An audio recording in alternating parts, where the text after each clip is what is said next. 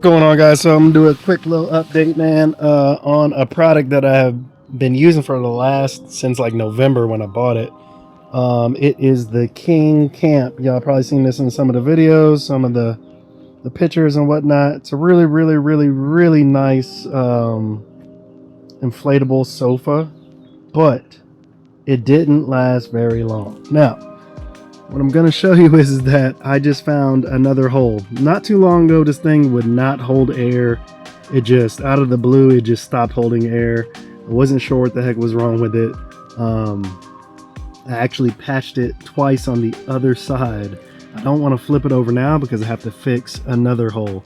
Seems like the weak spots in this King Kamp, especially in any other manufacturer that might be similar to this, if they use the same manufacturer, the weakness is inside of these divots here that they use on both sides. Seems like the weak point is in this little area here.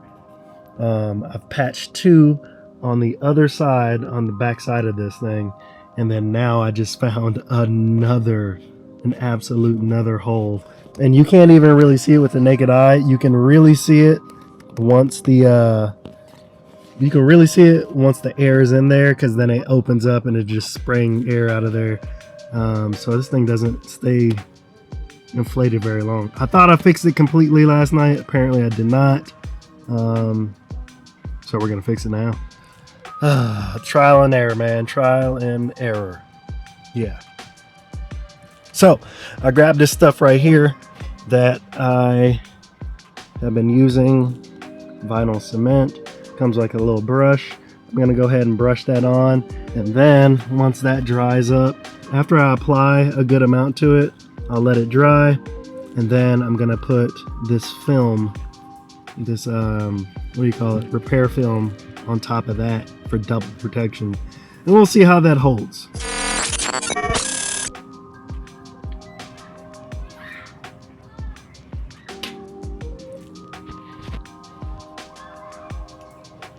All right, so it looks good. It looks fine. Looks fine. Looks like the King Kamp is back in business. There is another hole, and I noticed that as I was sealing the third hole, I noticed the fourth hole, and so I went ahead and sealed that as well. Hopefully, I left it up sitting for about a good hour or so, and it was still inflated the way I left it. Gonna test it out again tonight, see if it holds. If not, that means it has a really slow leak. If it does have a super slow leak, I don't care, as long as I don't have to keep refilling it every hour. You know what I mean? Like every hour or two. If I can just put some in there and then fill it back up whenever I notice it getting really low, then I'll do it. But it's just such a pain in the butt because I got other chairs in the cart ready to go on Amazon, and I'm just like, I don't want to buy another one. I don't want to buy another chair.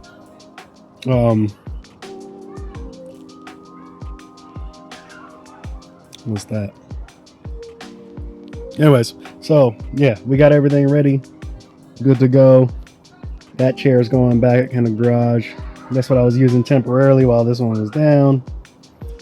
We're done with that. So hopefully it holds for the night. About to get the fire ready. I'll turn on the Netflix and chill, and call it a night. I got to be up early tomorrow to go to work, and unfortunately, so let's get some chill time in now. Be back tomorrow. Catch you guys in the next one, man. Again, these are kind of videos that you probably won't see from a lot of people, but I'm gonna start reviewing some of the stuff that I use, and this is why I test a lot of the stuff that we sell. I test things out for months. I test things out a lot before I even try to sell it, because I don't want to sell crap product. I don't want to sell crap. So the King Kamp, in my opinion, did not pass the test. I mean, it's a good couch. I just now see the design flaw in how they made it, and that's just not something I want to continue dealing with. So I won't be buying any more King Kamp sofa products just because of the manufacturing doesn't seem up to par, in my opinion. But I know other people that have had great reviews on King Kamp.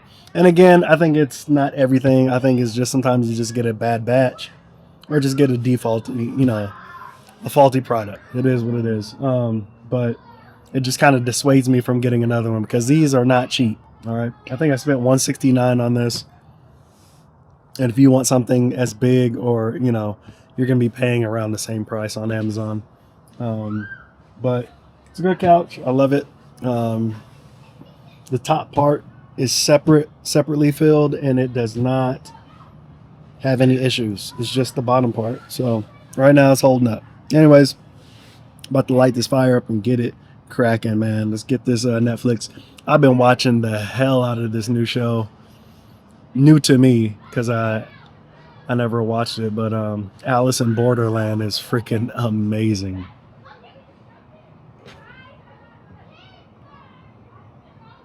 Alice in Borderland is amazing.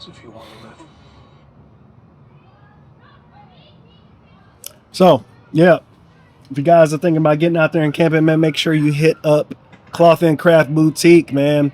Hit the shop up, House of Joseph .store. You'll be able to find the Cloth and Craft products. You'll be able to find the Nomad Outdoor Supply. Since we're not on Etsy anymore with Cloth and Craft Boutique and Nomad Outdoor Supply, Etsy kicked us off of there. It sucks, it's sad, but it is what it is. Got to keep on pushing. But guys need anything as far as outdoor supply, tents, camping equipment, stuff like that, hit us up, man. We live in this stuff for real, in real life. But anyways, catch you guys in the next one. Peace.